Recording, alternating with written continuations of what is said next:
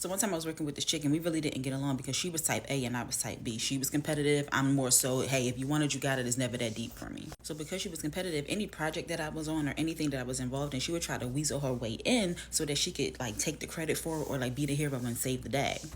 So this one week our event planner went on vacation. She asked me to take over for her. So old girl felt some type of way because of course she felt like it should have been her. So throughout the week she's trying to do little things like change the timing of the courses, change the seating plan, and one thing she was really trying to do was get her favorite server on the event.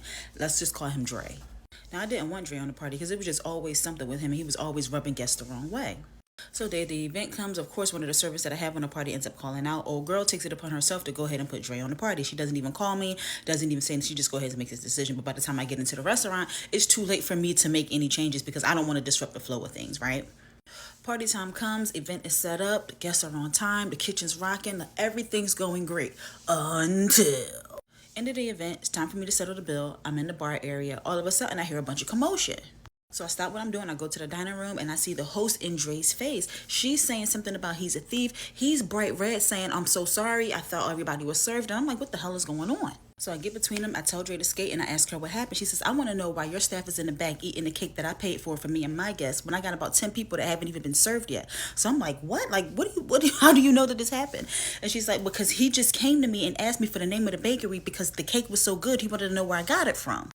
I am mortified because this is a huge screw up on our end. So I start apologizing profusely and I tell her, hang tight, I'm going to go to the kitchen because I wanted to see, one, if there was any more cake left, and two, I wanted to know what the hell his problem was and why he would do something like that.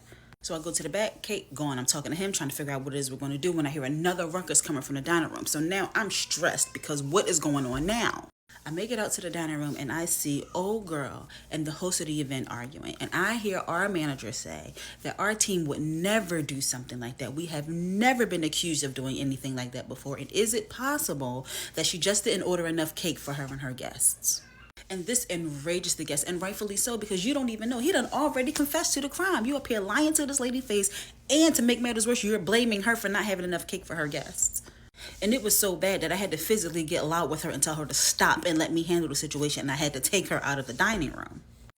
Whole event ruined. Guests never really settled down. So I ended up reimbursing her for her cake and also comping half of her event. Now, the reason I comped half of her event was because we were 100% wrong. So we should have took 100% accountability.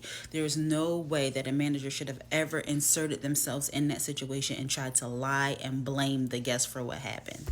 As far as Dre, I wrote his sweet treat eating ass up, and I also changed the amount of gratuity that he was supposed to get. Oh, manager girl tried to get mad at me and tell me that I didn't have a right to change the amount of gratuity, but the gratuity was based on proper service, and he's the one that caused all of this. So I ended by telling her that if she felt that strongly about it, that she can go into her own pockets and give him the difference, because this would have never happened had she not put him on the party in the first place.